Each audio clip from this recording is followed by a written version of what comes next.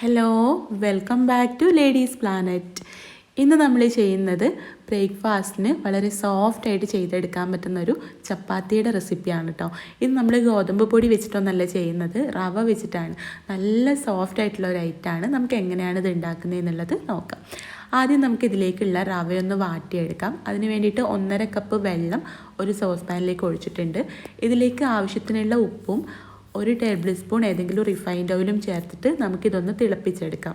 വെള്ളം തിളച്ച് വരുന്ന സമയത്ത് ഇതിലേക്ക് 1 കപ്പ് റവ ചേർത്തിട്ട് ഒന്ന് വാട്ടിയെടുക്കണം. അപ്പോൾ റവ ഇതുപോലെ ഇട്ട് കൊടുത്തിട്ട് നമുക്ക് ചെറിയ തീയിൽ വെച്ചിട്ട് ഇതൊന്ന് ഇളക്കിയെടുക്കാം.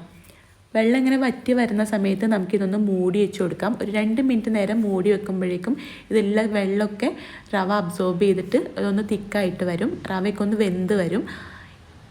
എന്നിട്ട് നമുക്ക് ഫ്ലെയിം ഓഫ് ചെയ്തിട്ട് ചൂടോടെ തന്നെ നമുക്ക് പത്തിരിക്കൊക്കെ പൊടി കുഴച്ചെടുക്കുന്ന രീതിയിൽ ചൂടോടെ തന്നെ നമുക്കിത് നല്ല പോലെ ഒന്ന് കുഴച്ചെടുക്കാം. ചൂട് പോയി കഴിഞ്ഞാൽ ഇത് ഒന്നുകൂടെ ഹാർഡാവും, അപ്പോൾ കുറച്ചും കൂടെ കൂടുതൽ സമയം കുഴച്ചെടുക്കേണ്ടി വരും കേട്ടോ. നല്ല പോലെ ഇത് സോഫ്റ്റാക്കി എടുത്തിട്ട് നമ്മൾ പത്തിരിയൊക്കെ ഉണ്ടാക്കുമ്പോൾ ചെറിയ ചെറിയ ബോൾസ് ഉണ്ടാക്കില്ലേ, അതുപോലെ ബോൾസ് ഉണ്ടാക്കിയിട്ട് നമുക്കിത് പരത്തിയെടുക്കാം. അപ്പോൾ ഞാനിത് പരത്താൻ വേണ്ടിയിട്ട് മൈദയാണ് കേട്ടോ എടുത്തിട്ടുള്ളത്.